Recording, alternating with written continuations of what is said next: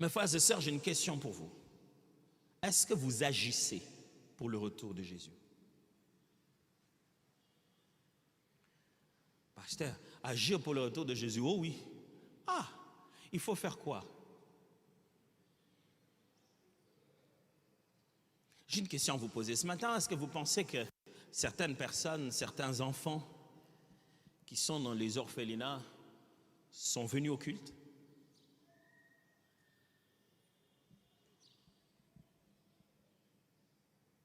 Vous pensez qu'ils sont venus au culte? La dégradation est toujours un effet des chaînes. Et le diable est un grand stratège. Il commence d'abord par toucher le point principal pour que les conséquences en suivent. Le point principal qu'il faut toucher pour dégrader complètement dans la société, c'est la famille. Quand on touche la famille, on touche tout le système de vie. On ravit les parents, c'est eux qu'on massacre par des guerres et des conflits d'intérêts. Le foyer est déséquilibré. Les divorces se multiplient. Tout celui qui pense se séparer de quelqu'un pense s'en débarrasser. Or, il vient de faire naître un mal en lui qui ne sera plus arrêté. Les enfants sans parents ne font que se multiplier. Et n'imaginez pas qu'un enfant qui grandit sans ses pères, sans ses parents, grandit bien. Un enfant a besoin de ses parents parce que même Jésus aurait pu naître d'une vierge sans aucune relation avec qui que ce soit. Mais il s'est rassuré que la Vierge était devenue fiancée et que quand il naîtrait dans une maison où il y a père et mère. Et on les appelle chégués, on les appelle orphelins. Le diable les appelle une armée des personnes qui va entrer chez lui.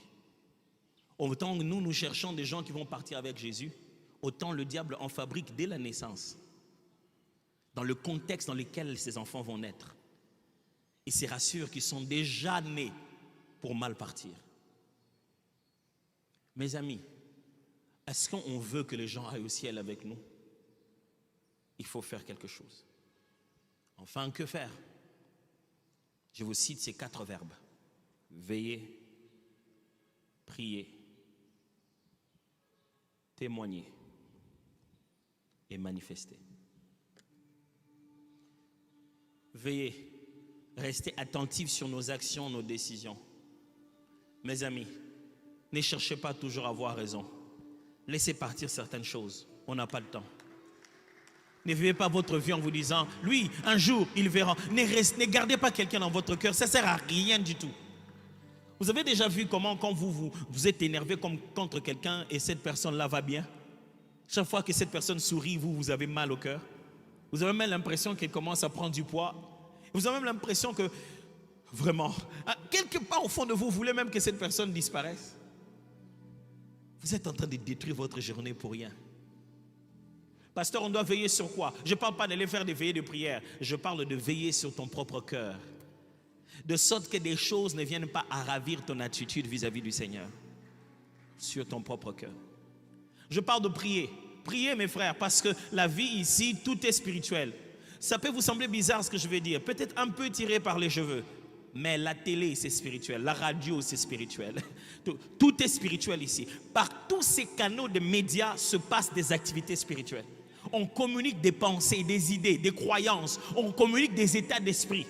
Alors si vous ne menez pas votre vie dans la prière, quand vous ouvrez les yeux pour commencer la journée, votre esprit est sollicité de plusieurs manières. Vous allez finir la journée épuisé, lourd. Vous ne savez pas d'où vous vient cette dépression. Un déprimé vous a rendu aussi dépressif.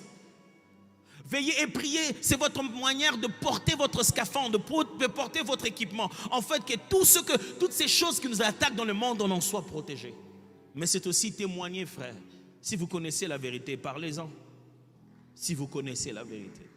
J'ai toujours admiré, admirer c'est une façon de dire, j'ai toujours admiré la façon dont tous les Congolais ont des avis politiques.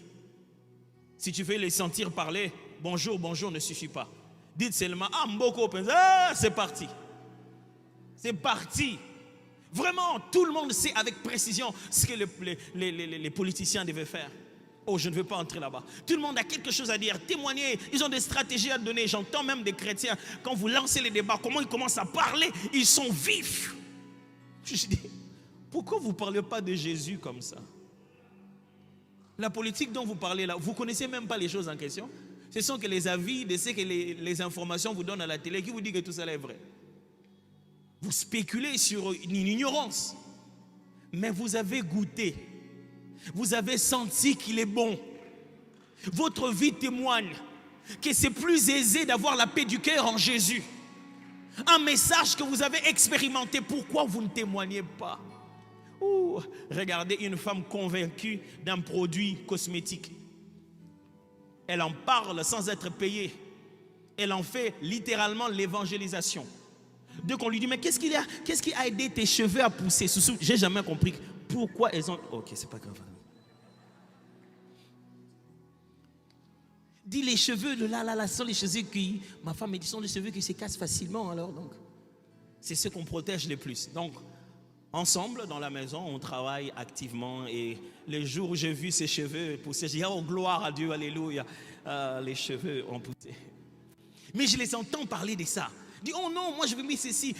Elles se donnent des numéros de téléphone, séance tenante. Elles n'oublient pas. Elles arrêtent même la conversation, elles appellent. Elles regardent ça sur Internet. Elles viennent dire, n'oublie pas, Annabelle, pas. Il y a un truc de karaté là, c'est quoi, des karités, c'est... N'oublie pas ça. Et se disent, waouh. Elles se donnent les adresses des gens. Oh, moi j'ai quelqu'un, sans être agents commerciaux, elles partagent comme ça des services. Pourquoi? Parce qu'elles ont goûté, elles ont expérimenté. Ça marchait avec elles. Mes amis, mais si vous avez goûté, vous avez senti que Jésus est bon, pourquoi vous ne témoignez pas? Dites-lui, les cheveux, tu vois, ça pousse. Mais s'il n'y a pas la paix du cœur, ça va s'en aller. Vous savez, les cheveux, là-bas, ça pousse. Mais si la vie reste encore dans le péché, ce sont ces cheveux qui vont être brûlés. Je voudrais te parler d'un produit qui a marché et qui marche à coup sûr. Et ça ne demande même pas des numéros de téléphone. Et c'est pour la vie. Tu n'as pas besoin d'acheter. Le prix a déjà été payé. Mes frères, il faut témoigner de Jésus. Faisons de Jésus l'objet de nos conversations. Parlons de Jésus. Présentons Jésus. Disons-leur que nous avons vécu Jésus. N'ayons pas honte de Jésus, mes frères.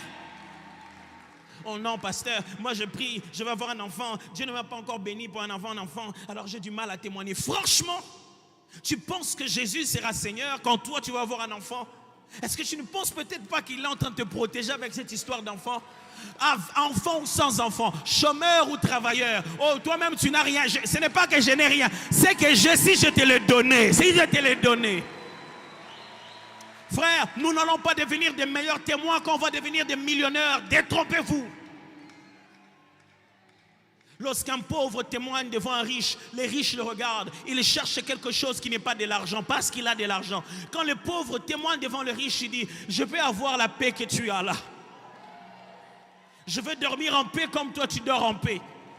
Ça, je n'en ai pas. Mes frères, ne pensez pas que nous deviendrons capables de témoigner l'évangile quand notre Jésus nous comblera de prospérité. Ça n'a pas été ça le deal. Le deal, c'était qu'il nous sauvait de la mort et du péché. Et nous deviendrons des témoins ici et partout jusqu'aux extrémités de la terre.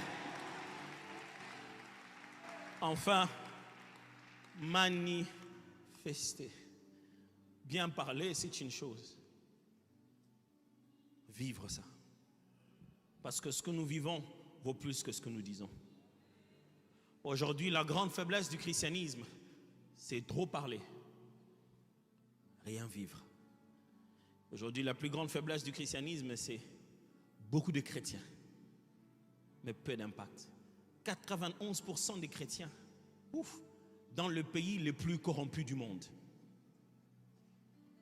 Vous voulez dire qu'il n'y a que quoi? 1%, j'ai dit quoi? 7%, 8%? C'est les 8% des gens qui ne sont pas chrétiens qui ont corrompu ce monde, qui ont corrompu la RDC et qui sont corrompus. Si 91,6% des personnes sont chrétiens au Congo, ils sont tous des chrétiens. D'où vient la corruption?